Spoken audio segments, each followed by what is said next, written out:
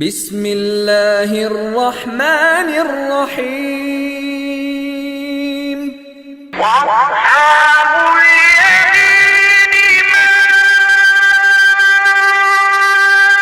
أصحاب اليمين. بسم الله الرحمن الرحيم. الحمد لله وكفى وسلام على عباده الذين اصطفى. أما بعد فقد قال الله تبارك وتعالى في كلامه المجيد: أعوذ بالله من الشيطان الرجيم. بسم الله الرحمن الرحيم.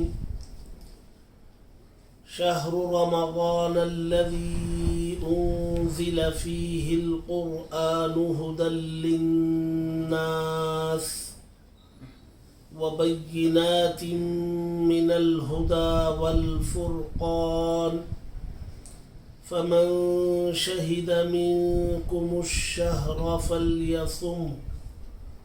صدق الله العلي العظيم وصدق رسوله النبي الكريم ونحن على ذلك من الشاهدين والشاكرين والحمد لله رب العالمين. محترم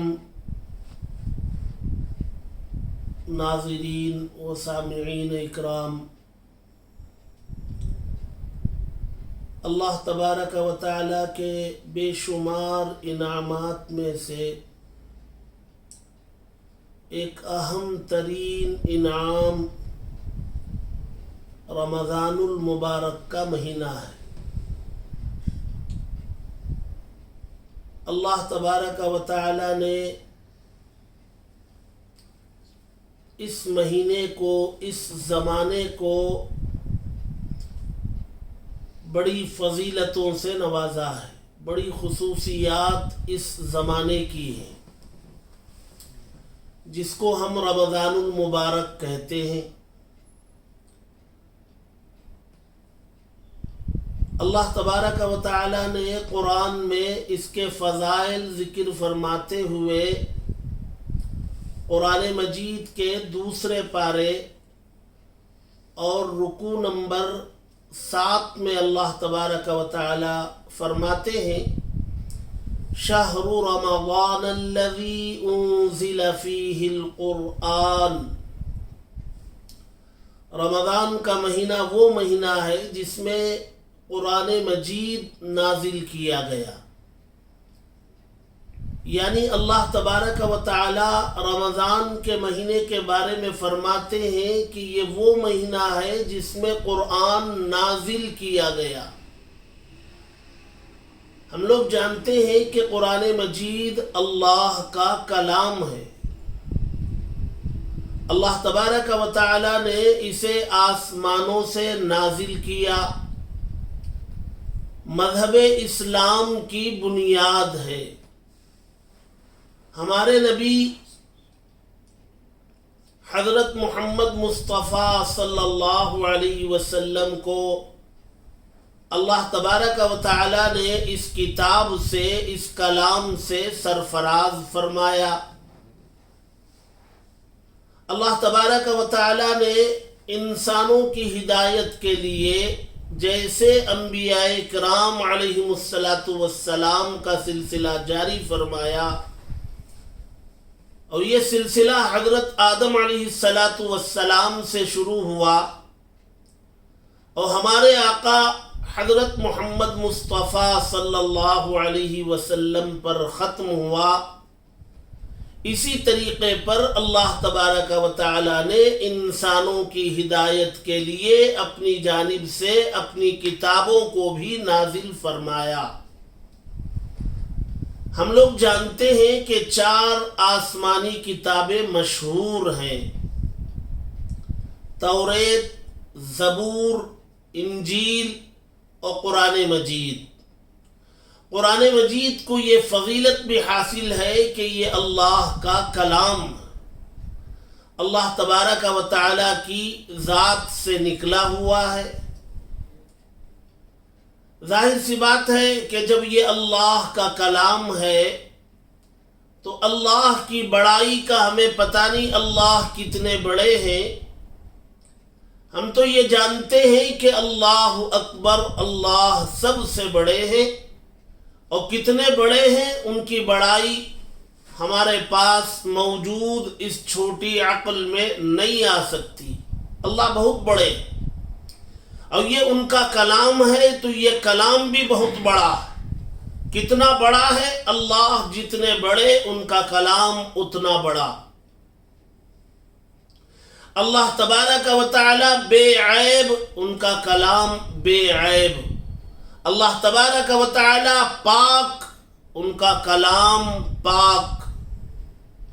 اللہ تبارک و تعالی نے اپنے کلام کو زمین پر اتارنے کے لیے، نازل کرنے کے لیے وقت اور زمانے کو دیکھا کہ میرا کلام دنیا میں اگر نازل ہونا ہے تو کون سے زمانے میں اپنے کلام کو نازل کروں۔ تو اللہ تبارک و تعالی نے جس زمانے کو منتخب کیا وہ زمانہ رمضان المبارک کا زمانہ ہے۔ گویا زمانوں میں اللہ کو سب سے مقدس، سب سے بابرکت، سب سے پاکیزہ زمانہ وہ رمضان کا زمانہ نظر آیا، جس زمانے کو اللہ نے منتخب کیا اپنے کلام کے نازل کرنے کے لیے۔ معلوم ہوا کہ یہ زمانہ انتہائی مقدس ہے، بابرکت ہے، اور خدا کے نزدیک بابرکت ہے، مقدس ہے، تبھی تو اللہ نے اس زمانے کا انتخاب کیا۔ لہذا قرآن مجید میں اللہ فرماتے ہیں رمضان کا مہینہ وہ مہینہ ہے جس میں قرآن نازل کیا گیا۔ معلوم ہوا کہ انتہائی مقدس ترین زمانہ ہے۔ ہمارے آقا صلی اللہ علیہ وسلم نے جب اس مہینے کا تذکرہ فرمایا تو صحابہ اکرام رضوان اللہ تعالی علیہم اجمعین کے مجمع میں آپ نے رمضان کے فضائل یوں بیان فرمائے، یا ایھا الناس قد اظلکم شہر عظیم مبارک، اے لوگو تم پر ایک عظیم، شہر عظیم، ایک بہت بڑا مہینہ، مبارک، بڑا بابرکت مہینہ تم پر سایہ فگن ہونے والا ہے، اور وہ مہینہ رمضان کا مہینہ ہے۔ انتہائی فضیلتوں والا یہ مہینہ جس کے بارے میں ہمارے نبی صلی اللہ علیہ وسلم نے فرمایا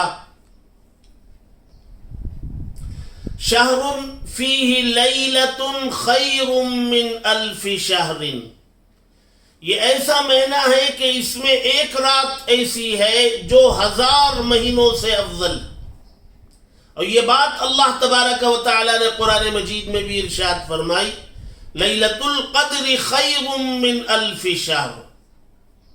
سورہ قدر میں یہ آیت ہے کہ لیلۃ القدر یعنی وہ رات 1000 مہینوں سے افضل، جس رات میں اللہ تبارک و تعالی نے یہ کلام لوح محفوظ سے آسمان دنیا پر اتارا، اب وہ رات اسی مہینے میں ہے، اور جمہور کے قول کے مطابق وہ آخری عشرے میں 5 طاق راتوں میں کوئی ایک طاق رات ہے جو لیلۃ القدر یا شب قدر واقع ہوتی ہے۔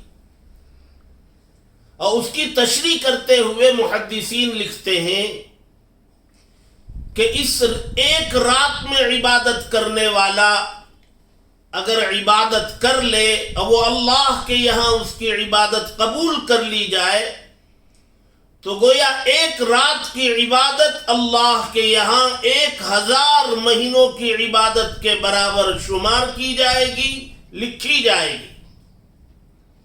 اور 1000 مہینوں کا حساب کیا گیا تو 83 سال، 80 پر 3 سال سے کچھ زائد عرصہ بنتا ہے۔ یعنی ایک رات کی عبادت 80 پر 3 سال کی عبادت کے برابر قرار دی جائے گی۔ ظاہر سی بات ہے جس زمانے میں ہم لوگ ہیں اس زمانے میں انسانوں کی عمر 80 سال ہو نہیں رہی، ہمارے یہاں 60-70 اس وقت اور بھی کم ہو گئی، لوگ جوانی میں دنیا سے رخصت ہو رہے۔ ایسے زمانے میں رمضان کا مل جانا اور اس کی ایک رات لیلۃ القدر کا مل جانا، یہ انسان کی انتہائی خوش نصیبی نیک بختی کی بات۔ اور آقا صلی اللہ علیہ وسلم نے فرمایا کہ یہ وہ مہینہ ہے جس مہینے میں اگر کوئی نفل عبادت کرے یعنی اس پر جو لازم نہیں، تو اللہ کے نبی فرماتے ہیں نفل کا ثواب فرض کے برابر دیا جائے گا، اور اگر کوئی فرض ادا کرے جو اس پر لازم ہے کہ یہ بغیر کوئی چارہ نہیں ہے، اللہ کے نبی صلی اللہ علیہ وسلم فرماتے ہیں فرض ادا کرے تو 70 فرائض کے برابر اسے اجر دیا جائے گا۔ یہ اللہ تبارک و تعالیٰ کے یہاں سے اجر کی یہ مقدار رمضان کے علاوہ کسی اور زمانے کے لیے نہیں۔ یہ بابرکت زمانہ، یہ مقدس ترین زمانہ، یہ ہمارے سے بہت قریب ہے اور ہم لوگ اس زمانے سے بہت قریب۔ ظاہر سی بات ہے یہ زمانہ انتہائی قدردانی کے ساتھ گزارنے کی ضرورت ہے، اس کا بھرپور استعمال کرنے کی ضرورت ہے۔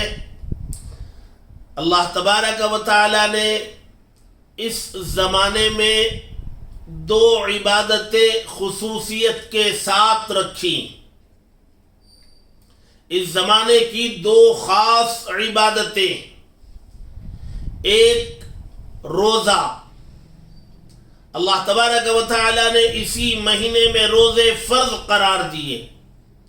قرآن مجید میں اللہ فرماتے ہیں یا ایھا الذین آمنوا کتب علیکم الصیام کما کتب علی الذین من قبلکم لعلکم تتقون۔ اے ایمان والو، تم پر روزے فرض قرار دیے گئے۔ اللہ تبارک و تعالیٰ کا انداز قرآن مجید میں آپ دیکھیں گے تو انتہائی مشفقانہ، محبت بھرا، پیار بھرا انداز ہے۔ اللہ فرماتے اے ایمان والو، تم پر روزے فرض قرار دیے گئے، اور روزوں کی فرضیت سن کر اہل ایمان والے پریشان نہ ہوں کہ یہ کیسا حکم ہے کہ اس میں ہمیں کھانے پینے سے روک دیا جا رہا ہے۔ اس پریشانی کو کم کرنے کے لیے اللہ تبارک و تعالی فرماتے ہیں کہ یہ خاص تمہارے لیے فقط فرض نہیں قرار دیے گئے، تم سے پہلی امتیں بھی اس عبادت کو انجام دینے والی بنی ہیں۔ کما کتب علی الذین من قبلکم، اللہ فرماتے ہیں کہ یہ خاص تمہارے ہی لیے نہیں بلکہ تم سے پہلی امتوں پر بھی یہ روزے فرض قرار دیے جا چکے ہیں۔ اور تم سے پہلی امتوں میں کون ہے اس کا تذکرہ نہیں ہے، تو مطلب یہ ہے کہ آدم علیہ السلام سے لے کر حضرت عیسیٰ علیہ السلام تک ہر زمانے میں ہر نبی کے یہاں یہ روزے فرض تھے۔ اس کی مدت الگ ہو سکتی ہے، اس کی مقدار الگ ہو سکتی ہے، کیفیت میں فرق ہو سکتا ہے، لیکن نفس روزہ یہ موجود تھا۔ لہذا اللہ تبارک و تعالی فرماتے ہیں کہ پریشان نہ ہو، یہ تو پہلی امتوں پر بھی کیا جا چکا ہے۔ اور پھر فرمایا کہ روزے میں، روزہ کہتے ہیں عربی میں صوم کہتے ہیں، اس کے معنی ہے رکنے کے۔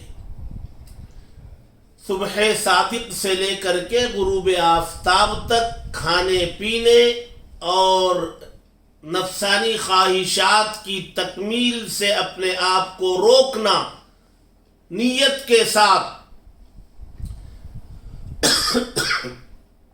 کہ میں روزے کی نیت سے میں اپنے آپ کو ان چیزوں سے روک رہا ہوں، اس نیت کے ساتھ رکنا یہ روزہ کہلاتا ہے۔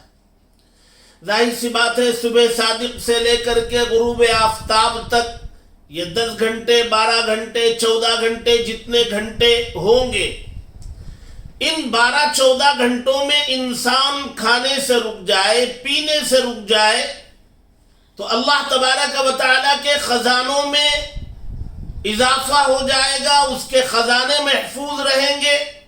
اللہ اپنے خزانوں کی حفاظت کے لیے یہ حکم دے رہے ہیں؟ ایسا بالکل نہیں ہے۔ یہ دنیا میں ہوتا ہے، دنیاوی بادشاہوں کے یہاں ہوتا ہے، کسی چیز کی کمی ہو رہی ہے تو استعمال میں کمی لاتے ہیں۔ جیسے بجلی اگر کمی ہے، بجلی کی کمی ہو جائے تو حکومتیں بجلی کاٹا کرتے ہیں، اس کا وقت متعین کرتے، صبح 2 گھنٹے بجلی نہیں رہے گی، شام میں 2 گھنٹے بجلی نہیں رہے گی۔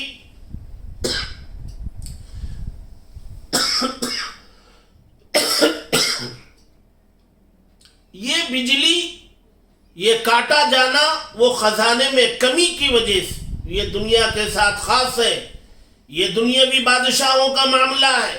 پانی کے ذخیرے میں کمی ہو جائے تو ایک دن چھوڑ کر ایک دن پانی دیا جاتا ہے، اور کمی ہو جائے تو 2 دن میں 1 مرتبہ دیں گے۔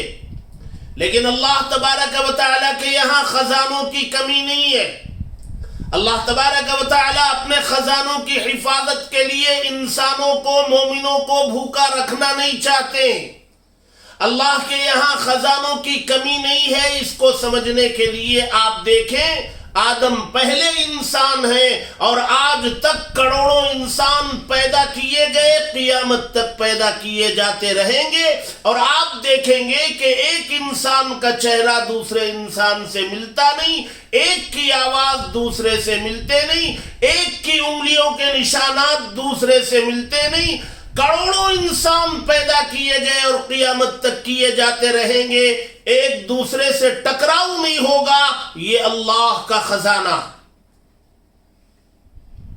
تو اللہ تبارک و تعالیٰ کے خزانوں میں غلے کی کمی نہیں ہے، جس کی وجہ سے روزے کا حکم دے رہے ہیں۔ اللہ تبارک و تعالیٰ خود وجہ بیان فرماتے ہیں کہ میرے روزے فرض قرار دیے جانے کی وجہ کیا ہے؟ لعلکم تتقون، تاکہ تم پرہیزگار بن جاؤ، تاکہ تم متقی بن جاؤ، تاکہ تقوی تمہارے اندر پیدا ہو جائے۔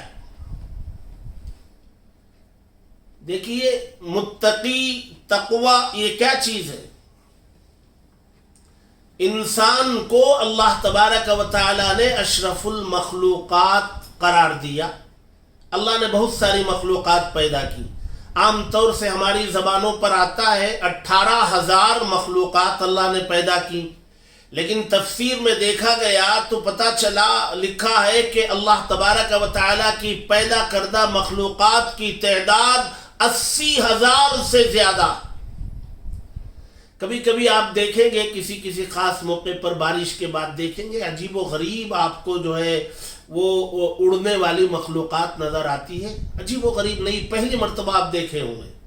اور کبھی کسی پہاڑ پر آپ کا چڑھنا ہو اور آپ کسی پہاڑ پر تھوڑی دیر رکے اور وہاں پہاڑ کے پتھروں پر آپ نظر دوڑائیں تو آپ کو عجیب و غریب مخلوقات، کیڑے مکوڑے ایسے نظر آئیں گے کہ آپ نے زندگی میں پہلی مرتبہ ان کو دیکھا ہوگا۔ اور اگر آپ سمندر کی دنیا میں چلے جائیں گے، عجیب و غریب مخلوقات سمندر میں موجود ہیں۔ اتنی مخلوقات اللہ تبارک و تعالی نے پیدا کی، اور سب سے اشرف اور سب سے مقدس ان تمام مخلوقات میں اللہ تبارک و تعالی نے انسان کو قرار دیا۔ یہ اشرف المخلوقات ہے، میری پیدا کردہ تمام مخلوقات میں یہ اشرف ہے۔ اس کی وجہ کیا ہے؟ اس کی وجہ یہ ہے، اور اشرف کہلانے کا مستحق کون انسان؟ اللہ تبارک و تعالیٰ نے تو سارے انسانوں کو اشرف المخلوقات کہا نا، لیکن کون انسان اشرف کہلانے کا مستحق ہے؟ آپ اس کو سمجھیں۔ اشرف کہلانے کا مستحق وہ انسان ہے جو انسان اللہ تبارک و تعالیٰ نے اس کے اندر ایک دل جو رکھا ہے اس دل کو اپنے کنٹرول میں کر لے۔ وہ انسان اشرف کہلانے کا مستحق ہے جو خواہشات کو اپنے کنٹرول میں کر لے، جو دل کی بات اپنے بدن پر چلنے نہ دے۔ وہ انسان اشرف کہلانے کا مستحق ہے جو اپنی خواہشات کو دبا کر اللہ کی خواہشات پر عمل کرنے کا ماہر بن جائے۔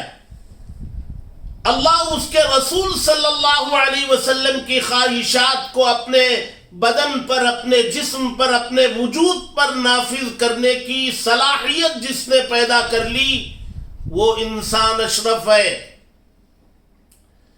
اذان ہوئی، نماز کا وقت آیا، نیند کا تقاضا ہے، آدمی اٹھنے کے لیے تیار نہیں، طبیعت چاہتی ہے کہ میں آرام کروں، لیکن یہ طبیعت کا تقاضا ہے، اور وہ انسان اپنی طبیعت کو اپنے کنٹرول میں کر لیا اور اپنی طبیعت کو دبا کر کے کھڑا ہو گیا کہ نہیں، مجھے اپنے رب کے حکم کے مطابق، مجھے اپنے نبی صلی اللہ علیہ وسلم کی تعلیمات کے مطابق نماز پڑھنی ہے، وقت پر ادا کرنا ہے، اور مسجد میں پڑھنا ہے، اور جماعت کے ساتھ پڑھنا ہے، اور تکبیر اولا کے ساتھ پڑھنا ہے۔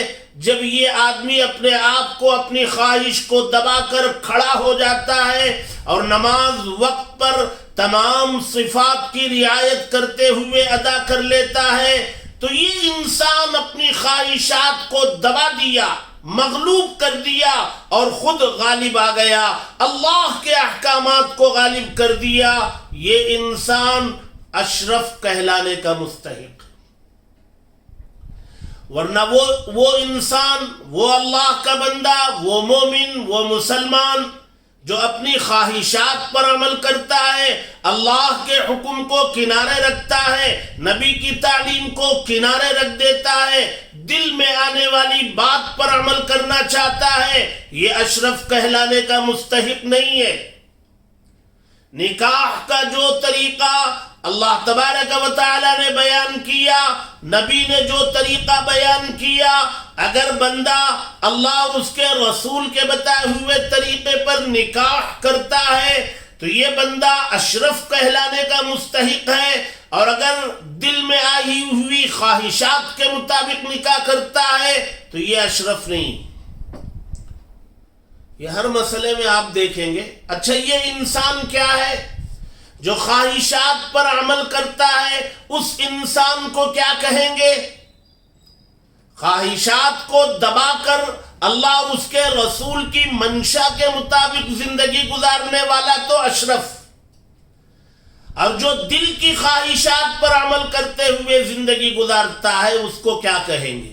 اس کو قرآن مجید کی زبان میں کہیں گے اولئک کالانعام بل ہم اضل۔ اس کو قرآن مجید کی زبان میں اللہ تبارک و تعالی فرما رہے ہیں وہ انسان جو خواہشات پر عمل کرتے ہوئے زندگی گزارتے، اللہ فرماتے یہ تو جانور ہیں، بلکہ اللہ تبارک و تعالی کو جلال آتا ہے، غصہ آتا، فرماتے بل ہم اضل، جانور سے بھی بدتر۔ ایک طرف اللہ تبارک و تعالی خود انسان کی فضیلت بیان فرماتے وَلَقَدْ كَرَّمْنَا بَنِي آدم، ہم نے بنی آدم کو مکرم بنایا، محترم بنایا۔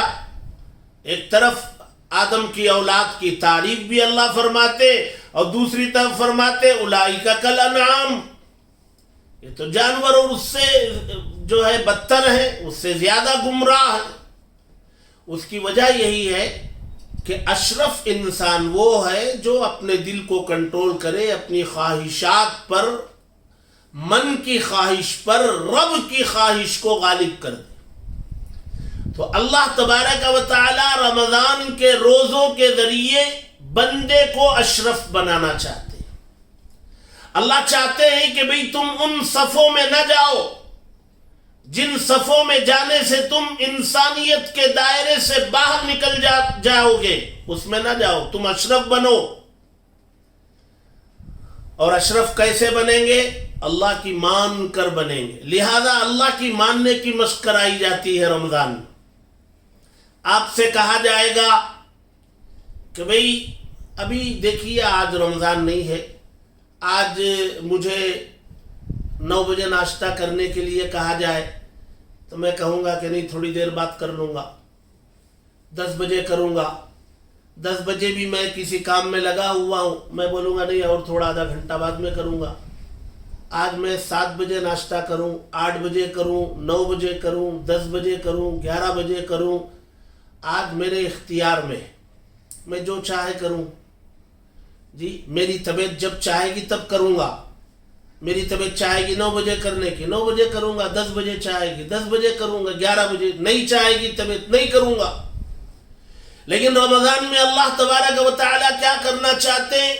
اللہ تبارک و تعالیٰ ہمیں کہتے ہیں رات سونے کے لیے بنائی، میں نے خود بنائی، اللہ نے بنائی، رات آرام کے لیے بنائی. وَجَعَلْنَا اللَّيْلَ لِبَاسًا، رات کو آرام کے لیے بنایا، سکون کا وقت بنایا. شور شرابہ ہنگامہ درندوں کا، پرندوں کا، چرندوں کا سب اللہ تبارک و تعالیٰ نے ختم کر دیا. سورج کو غروب کر دیا، اندھیرے کی چادر تان دی تاکہ لوگ سو جائیں، آرام کریں. لیکن رمضان کے مہینے میں اللہ تبارک و تعالیٰ بندے کو مشق کرانا چاہتے ہیں کہ نفس کو اپنے کنٹرول میں کرو. اور نفس کو اپنے کنٹرول میں کرنے کے لیے اللہ تبارک و تعالیٰ کہتے ہیں رات میں اٹھو، صبح صادق سے پہلے کھاؤ. یہاں بندہ نہیں کہہ سکتا کہ مجھے بھوک نہیں ہے میں 1 گھنٹے بعد کھا لوں گا. یہاں دل کی نہیں چلے گی، یہاں من کی نہیں چلے گی، یہاں خواہش کی نہیں چلے گی. یہاں اللہ تبارک و تعالیٰ کا حکم چلے گا. صبح صادق سے پہلے آپ کو کھا پی کر فارغ ہو جانا ہے، بس فارغ ہونا ہے. یہاں اللہ کا حکم چلے گا، دل کی بات نہیں چلے گی، نفس کی بات نہیں چلے گی. تو ہمیں رات میں کھانے کے لیے کہا گیا. جو ہمارے سونے کا وقت ہے ہم مانتے ہیں، ہماری عادت رات میں کھانے کی نہیں، ہم کوئی عذر نہیں پیش کرتے. ہم نہیں کہتے کہ بھی ہمیں رات میں کھانے کی عادت نہیں ہے. آج ہم لوگ کہیں جاتے ہیں تو مثلا رات میں ہم 8 بجے کہیں پہنچے اور وہاں سے 9 بجے چلنے لگے تو میزبان کہیں گے 9 بج گئے حضرت کھانا کھا کے چلے جاؤ. تو ہم کہتے نہیں میرے کھانے کی عادت 11 بجے ہے، میں 11 بجے کھاتا ہوں. تو وہاں تو ہم اپنی عادت بتائیں گے. لیکن رمضان میں ہم عادت نہیں بتا سکتے، ہم مجبور ہیں. اللہ تبارک و تعالیٰ کہتے ہیں نفس کو تابع بناؤ، نفس کو اپنا فرما بردار بناؤ. تم جو چاہو وہ نفس کرنے والا بن جائے. نفس جو چاہے وہ تم کرنے والے بنو گے تو انعام کی صف میں چلے جاؤ گے. اور تم جو چاہو وہ نفس کرنے لگے تو تم اشرف بن جاؤ گے، تم فرشتوں سے آگے چلے جاؤ گے. فرق اتنا، دنیا میں 2 قسم کے انسان. ایک قسم کا انسان وہ ہے کہ انسان جو چاہتا ہے نفس وہ کرتا ہے، یہ اشرف انسان، یہ فرشتوں سے آگے ہے. انسانوں کی دوسری قسم کون سی ہے؟ دل جو چاہتا ہے وہ انسان کرتا ہے. اللہ فرماتے ہیں جانوروں سے بدتر لوگ. ہم جو چاہتے ہیں وہ ہمارا نفس کرے. ہمیں اس کی پریکٹس کرائی جاتی ہے، اس کی مشق کرائی جاتی ہے. رمضان میں صبح صادق سے پہلے کھانے کے لیے کہا گیا، پھر غروب تک کھانے پینے اور نفسانی خواہشات کی تکمیل سے روک دیا گیا.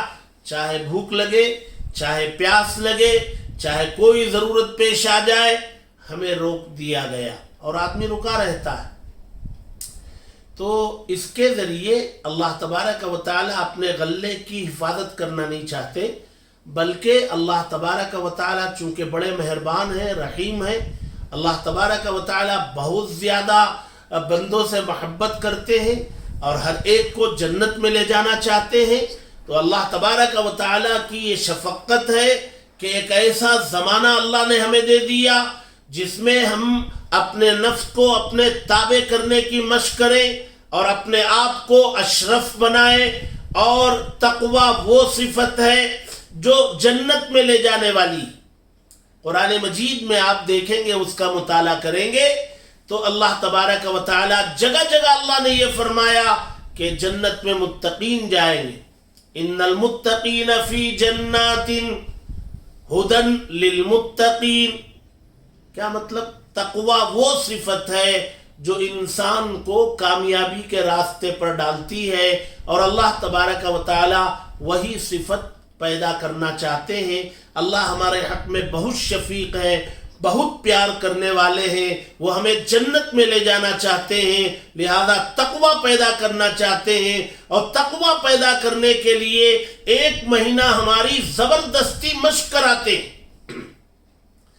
اگر ہمیں یہ کہہ دیا جاتا کہ بھئی 12 مہینوں میں 1 مہینے اپنی اپنی سہولت سے لوگ روزہ رکھ لیں تو شاید ہم کبھی کامیاب نہیں ہوتے اس میں. اور اللہ تبارک و تعالی نے 1 مہینہ متعین خود سے فرما دیا اور پوری دنیا کے لیے کہہ دیا کہ اس 1 مہینے میں تم روزہ رکھو. تو اس میں تو اللہ تبارک و تعالی کا کرم ہے, یہ اللہ کا انعام ہے نا کہ اللہ تبارک و تعالی نے ہمارے لیے ایک زمانہ متعین کر کے اپنے نفس کو بنانے کا ہمیں موقع دے دیا. تو ایک عبادت تو یہ ہے. اور یہ 1 مہینے کے روزے, مہینہ چاہے 29 دن کا ہو چاہے 30 دن کا ہو, ہمیں یہ روزے رکھنے ہیں. چاند دیکھ کر روزہ شروع کرنا ہے اور چاند دیکھ کر روزہ چھوڑنا ہے, اور بغیر کسی شرعی عذر کے روزے کو چھوڑنا نہیں. ہر حال میں روزہ رکھنا چاہیے. اللہ تبارک و تعالی نے گنجائشیں دی ہیں. کوئی سفر میں جا رہا ہے, کوئی ایسا بیمار ہے کہ روزہ رکھنے سے اس کی بیماری میں اضافہ ہو جائے گا, اس کو اندیشہ ہے, تو اس کو گنجائش دی ہے. اسی طریقے پر کوئی اور عذر ہے, کسی کا بہت چھوٹا دودھ پینے والا بچہ ہے اور روزہ رکھے گی ماں تو بچے کے لیے دودھ کی کمی ہو جائے گی, اس کو بھی گنجائش ہے. اسی طریقے سے کوئی حاملہ ہے اور وہ اتنی دیر بھوکا رہنا اس کے لیے یا اس کے پیٹ میں پرورش پانے والے بچے کے لیے نقصان کا ذریعہ بنتا ہے, تو اس کو بھی گنجائش ہے. کیا گنجائش ہے؟ وہ اس مہینے میں روزہ نہ رکھیں. جب وہ سفر ختم ہو جائے یا وہ بیماری ختم ہو جائے یا وہ بچہ دودھ پینے کی مدت سے باہر آ جائے یا وہ حمل اس کا جو ہے وہ ولادت ہو جائے, تو اس کے بعد جب اس کو صحت کے ایام ملیں گے تب وہ قضا کریں گے. ایسا کوئی شرعی عذر نہیں ہے. تو ہر بندے کو بندی کو شوق سے اللہ تبارک و تعالی کا ایک اہم ترین رکن عبادت, ایک اہم ترین حکم مان کر شوق و ذوق کے ساتھ اس عبادت کو انجام دینا ہے. یہ روزہ اللہ تبارک و تعالی نے ہجرت کے دوسرے سال مدینہ منورہ میں جب اللہ کے نبی مکہ مکرمہ چھوڑ کر چلے آئے مدینہ میں, تو وہاں آنے کے 1.5 سال بعد شعبان کے مہینے میں یہ روزے فرض قرار دیے گئے, اور اللہ کے نبی صلی اللہ علیہ وسلم یہ رمضان کے روزے رکھتے رہے. اب روزہ فقط اس کا نام نہیں ہے کہ ہم نے سحری میں کھا لیا, نیت کر لی اور افطار میں کھا لیا, دن بھر ہم رکے رہے, اس کا نام روزہ نہیں.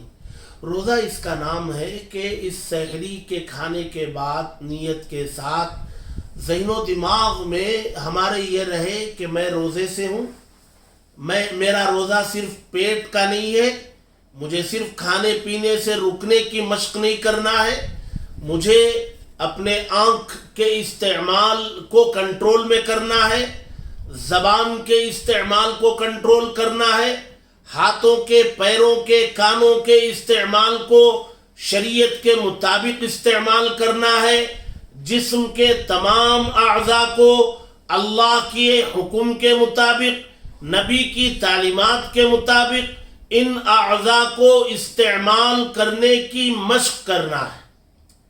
لہذا آنکھ کا غلط استعمال نہ ہو، کان کا غلط استعمال۔ آدمی روزہ ہے اور دن بھر موبائل میں ہے، گیموں میں ہے، مختلف چیزوں کے دیکھنے میں ہے، آنکھ کا غلط استعمال ہو رہا ہے۔ روزہ کا ہے، روزہ آپ فقط صبح صادق سے غروب تک بھوکے رہ جائیں گے، اس سے آپ کی ذات بنے گی؟ نہیں، آپ کو آنکھ کا بھی روزہ رکھنا ہے، آنکھ کو غلط استعمال سے بچانا ہے۔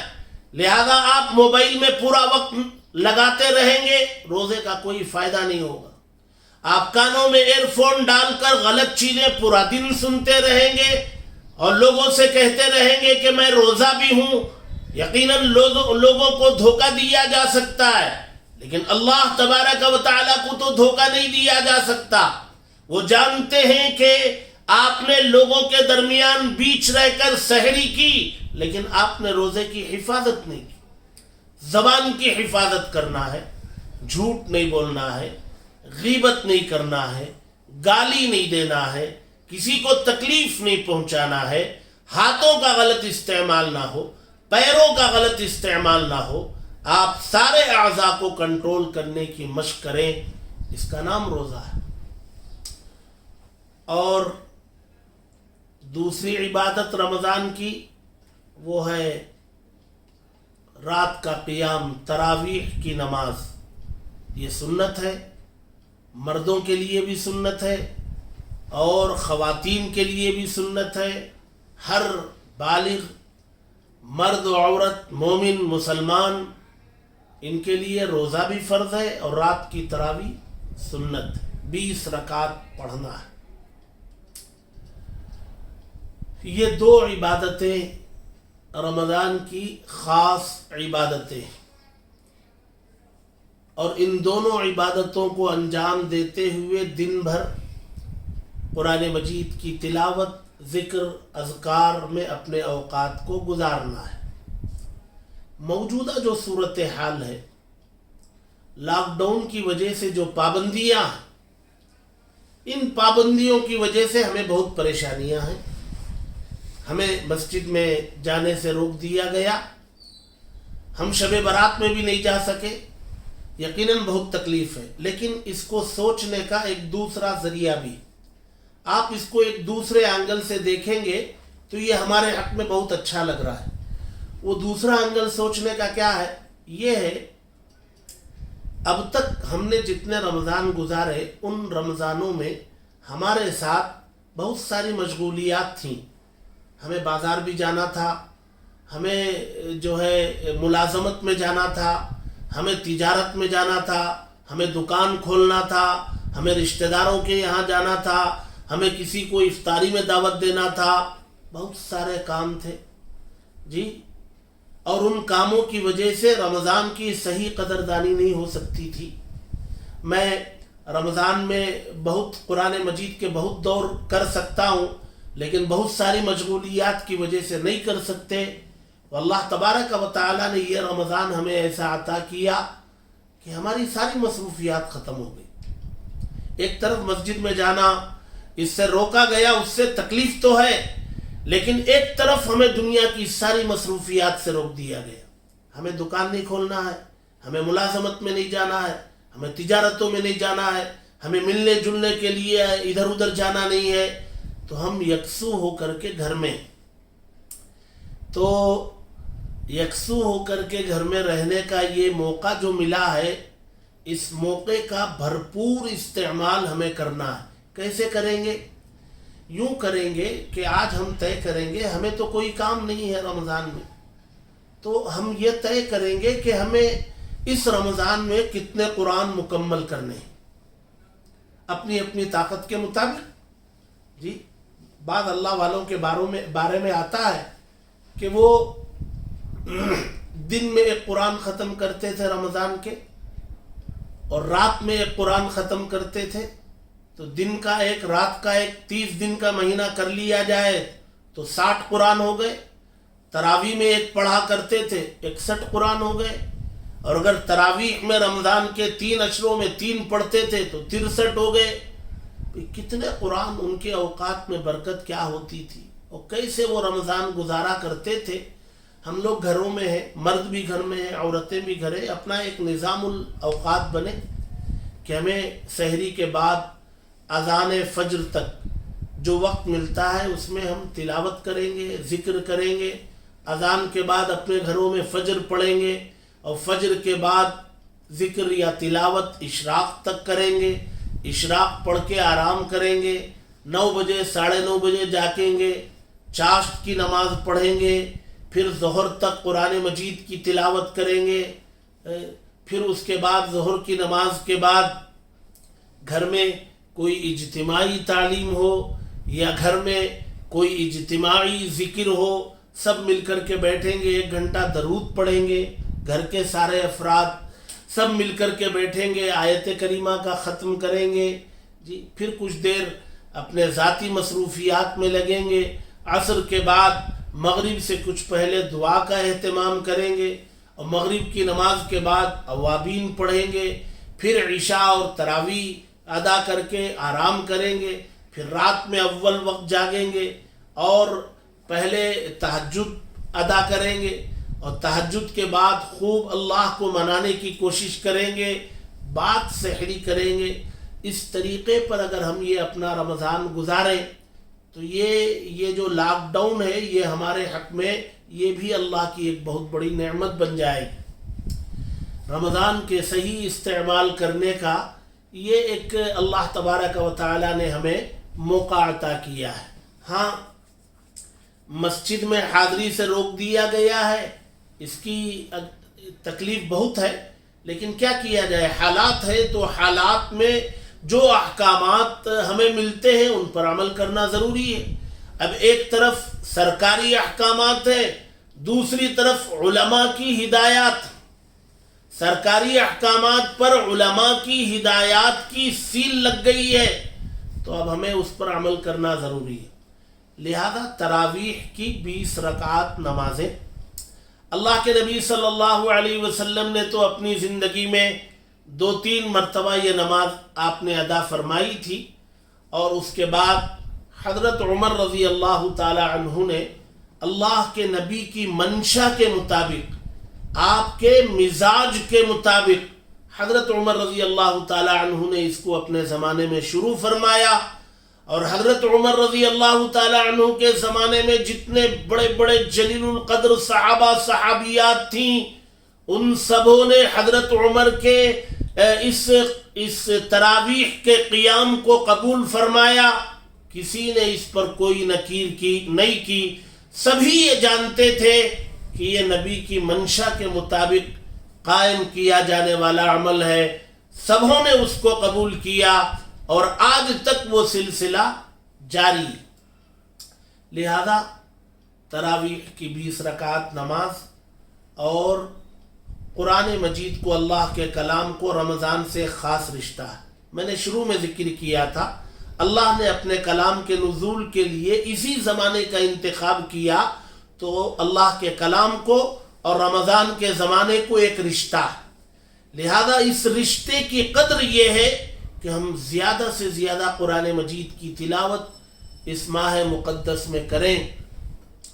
تو یہ 3 کام اگر ہم کریں گے تو انشاءاللہ رمضان ہمارا بہت اچھے سے گزرے گا. یہاں رمضان کے روزوں سے متعلق 2-3 باتیں ہمیں ذہن میں رکھنا ہے. ایک، سحری کا تعلق اذان سے نہیں. یہ بات آپ اچھی طریقے سے سمجھیں. بہت سارے لوگوں نے یہ سمجھ لیا کہ سحری اس وقت کھائی جاتی رہے گی جب تک اذان نہ. نہیں، اذان کا تعلق سحری سے نہیں. سحری کا تعلق صبح صادق سے. صبح صادق سے پہلے سحری ختم کرنا ہے. لہذا صبح صادق کا جو وقت رمضان کے چارٹ میں دیا گیا ہے اس چارٹ کے مطابق جو وقت ختم سحری کا دیا گیا وہاں سے 5 منٹ پہلے سحری آپ ختم کر لیں. اور نماز کب پڑھیں گے؟ جب مسجد میں اذان ہو جائے گی. آپ یہ یاد رکھیں کہ یہاں ہمارے صوبہ کرناٹک میں صبح صادق کا وقت ختم ہونے کے بعد 5 منٹ کے بعد اذان پڑھنے کی ہدایت دی گئی. یہ احتیاط ہے تاکہ سحری بھی وقت کے اندر ہو اور اذان وقت کے اندر پڑھی جائے. اس لیے یہ درمیان میں کا تھوڑا وقت جو ہے وہ احتیاط کے لیے چھوڑا گیا ہے. تو ایک تو صبح صادق سے پہلے سحری ختم ہو اور اذان فجر کے بعد گھروں میں نماز پڑھی جائے. دوسرا، روزے کی حالت میں پیسٹ، برش یہ سب کرنا مکروہ ہے. مسواک کی جا سکتی ہے، بلکہ مسواک کے فضائل ہیں تو مسواک کی جا سکتی ہے روزے کی حالت میں. مثلا آپ رات میں سحری کے لیے اٹھیں تو آپ پیش برش کریں، آپ اس کے بعد جو ہے آپ تہجد ادا کریں، سحری کریں، فجر پڑھیں گے، اشراق پڑھ کے آرام کریں گے. آرام کر کے جب 9 بجے اٹھیں گے، 10 بجے اٹھیں گے، اب آپ برش نہیں کریں گے، اب آپ مسواک کر لیں گے. روزے کی حالت میں برش پیش نہیں کرنا ہے. باقی روزے کی حالت میں سر میں تیل لگایا جا سکتا ہے یا نہیں، لگا سکتے ہیں. سرما بھی لگا سکتے ہیں، عطر کا بھی استعمال ہو سکتا ہے. تھوک نگلنے کے بارے میں بھی لوگ پوچھتے ہیں. وہ تھوک اندر پیدا ہو رہا ہے تو اندر کی پیدا ہوئی چیز اندر ہے تو اس سے روزے پر کوئی فرق نہیں پڑے گا. اسی طریقے پر انجیکشن لینے کے بارے میں لوگ پوچھتے ہیں. ڈاکٹر اگر ضروری قرار دیتا ہے کہ آپ کو یہ انجیکشن لینا ہے تو لیا جا سکتا ہے، اس سے بھی روزے پر کوئی فرق نہیں پڑے گا. کان میں دوا ڈالنا، آنکھ میں دوا ڈالنا کہ یہ مسائل ہیں. آنکھ میں اگر دوا ڈالی جائے تو اس سے روزے پر فرق نہیں آئے گا. ہاں، اگر آپ کو محسوس ہو کہ وہ آنکھ والی دوا کا اثر اندر پہنچ رہا ہے، آپ اس کا اثر محسوس کریں، تب اس وقت آپ مسئلہ معلوم کر لیں. کان میں دوا ڈالیں گے تو بعض دواؤں کا اثر وہ پہنچتا ہے. یہ ناک میں دوا ڈالیں گے تو بعض دواؤں کا اثر جو ہے حلق کے اندر تک اتر جاتا ہے. تو یہ اپنے قریب کے عالم سے اس سلسلے میں مسئلہ معلوم کر لیں.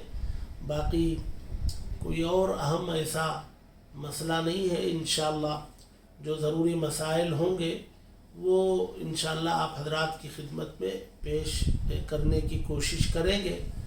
اب یہ رمضان میں ہمارے ساتھیوں نے ایسا نظام بنایا کہ تراویح کے بعد، چونکہ ہمارے کرناٹک میں 7:50 کے آس پاس میں عشاء کا وقت شروع ہو جا رہا ہے، تو 8 بجے عشاء کی اذان پڑھی جائے گی اور 9:15 بجے تک اگر ہم تراویح سے فارغ ہو جائیں تو رمضان میں تراویح کے بعد 9:30 بجے سے 9:15 بجے تک روزانہ ایک قرآن مجید کی تفسیر کا نظام بنا ہے. سر دست رمضان میں روزانہ 9:30 بجے سے لے کر کے 10:15 بجے تک کا نظام ہے.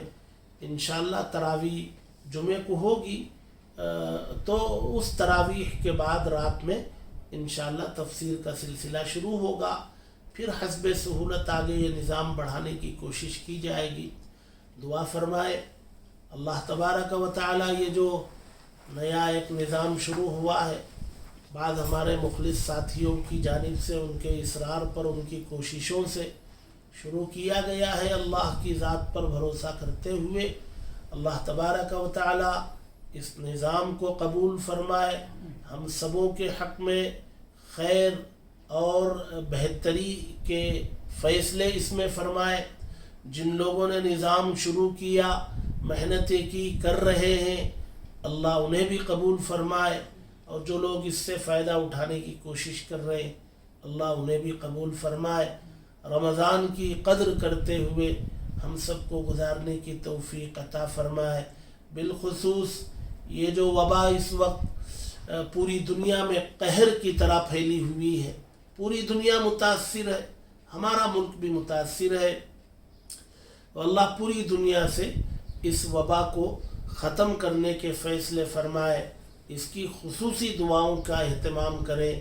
اپنے ملک میں بھی اللہ تبارک و تعالی اس وبا سے نجات عطا فرمائے، امن، چین، سکون عطا فرمائے. اللہ تبارک و تعالی اسی رمضان میں مسجدوں میں حاضر ہو کر عبادت انجام دینے کے مواقع پیدا فرمائے. ہم سبوں کو کہنے سننے سے زیادہ عمل کی توفیق نصیب فرمائے. وآخر دعوانا ان الحمد للہ رب العالمین.